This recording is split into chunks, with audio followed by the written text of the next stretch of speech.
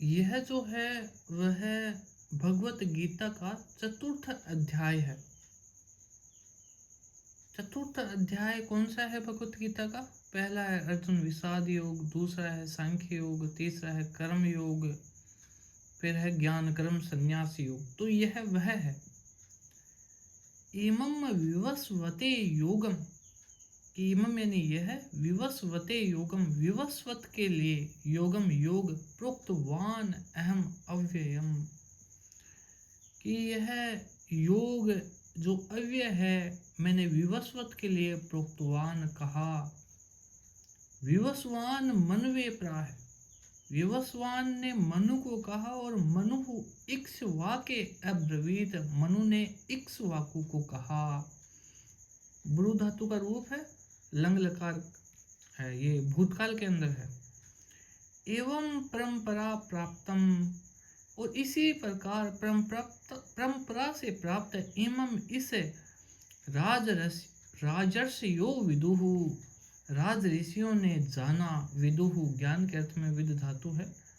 सह कालेन इह महता योगो नष्ट है परंतप है, और काल के साथ में इसकी महता और इसका योग नष्ट हो गया, हे परंतप दूसरों को तपाने वाले।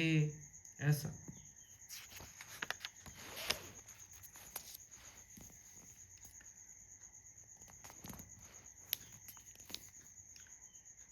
स एव अयम मया ते अद्य योगः प्रोक्तः पुरातनः, और स यानी वह, एव अयम मया मेरे द्वारा, प्रोक्तः कहा गया है, ते यानी तेरे लिए, अद्य यानी आज, योग है पुरातन है, ये जो पुराना योग है वह आज मेरे द्वारा तुझे कहा गया है। भक्तोसी में सखा च इति रहस्यम ही एतद उत्तमम, तुम क्या हो? मेरे भक्त हो, तुम मेरे सखा हो, और इसीलिए यह जो क्या है, रहस्यम ही एतद उत्तमम, यह उत्तम रहस्य है, या फिर रहस्य ये देखने अर्थात गुप्त रखने का विषय है, क्योंकि यह बड़ा ही उत्तम रहस्य है।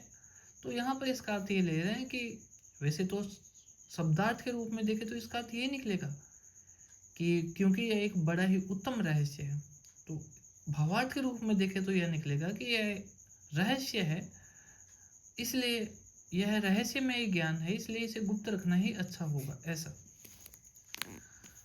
अपरम भवतः जन्म, अब अर्जुन बोल रहा है कि अपरम भवतः जन्म, अपरम, परम यानी पहले, और अपरम यानी कि पहले का जन्म आपका नहीं है। भवतः है जन्म, आपका पहले का जन्म नहीं है। परम जन्म विवस्वत है, परम यानी पहले का जन्म है, विवस्वत का, तो आपका तो पहले का जन्म नहीं है, लेकिन विवस्वत का तो पहले का जन्म है।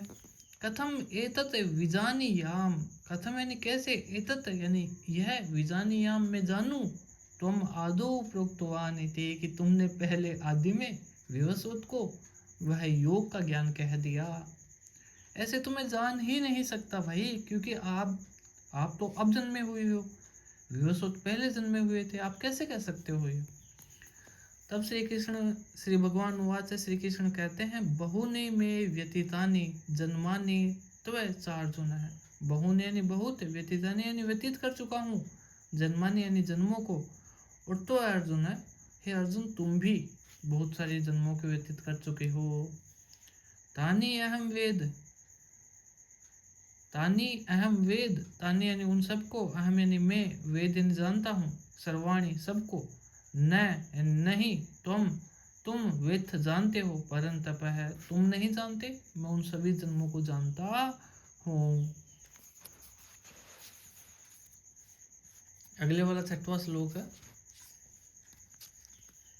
अजह अपि सन् अव्यात्मा भूतानाम ईश्वरः अपि सन् प्रकृतिम स्वाम अधिष्ठाय संभवामि आत्ममाया।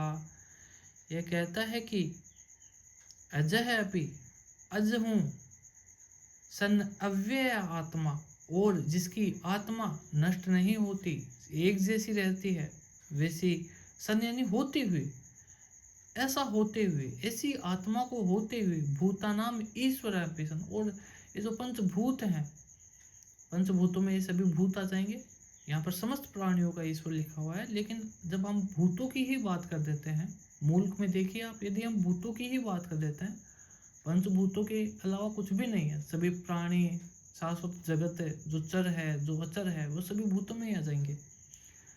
तो उनका स्वामी होते हुए भी प्रकृतिम स्वाम अधिष्ठाय, मैं प्रकृति में अपने आप को अधिष्ठित करता हूँ, और संभवामि आत्म माया, और अपनी माया से इसे प्रकट करता हूँ। संभवामि यानी भुवनी हो जाना, तो इसे मैं अपनी माया से प्रकट करता हूँ। इसका ये भावार्थ तो थोड़ा अलग ही निकलेगा, प्रकृति को अधीन करके अपने माया से ही। तो अधिष्ठाय का अर्थ अधीन नहीं होता, प्रकृति अधीन कैसे होगी? स्वाम अधिष्ठाय कि अपने प्रकृति में स्वाम अधिष्ठाय, प्रकृति को अपने अंदर स्थापित करके, ऐसा अधिष्ठाय का तो स्थापना होता है। भावार्थ थोड़ा अलग है, ये मैं ऐसे नहीं कह रहा कि यह गलत है, बल्कि यह भी भावार्थ के रूप में होगा। आप तो शब्दार्थ के रूप में चलिए। अब वो महत्वपूर्ण श्लोक आ गया जो हम बहुत बार पढ़ते हैं कि यदा यदा ही धर्मस्य, जब जब धर्म की ग्लानिर्भवति भारत, हे भारत ग्लानि होगी, अभी उत्थानम अधर्मस्य तदात्मानं सृजाम्य, हम उत्थान करूँगा धर्म का और अधर्म का नाश करूँगा, तदात्मानं सृजाम्य, हम इसीलिए मैं सृजामि, अर्थात अपनी सर्जना करूँगा, अहम मैं, तद आत्मानम, तब आत्मानम अपनी आत्मा का।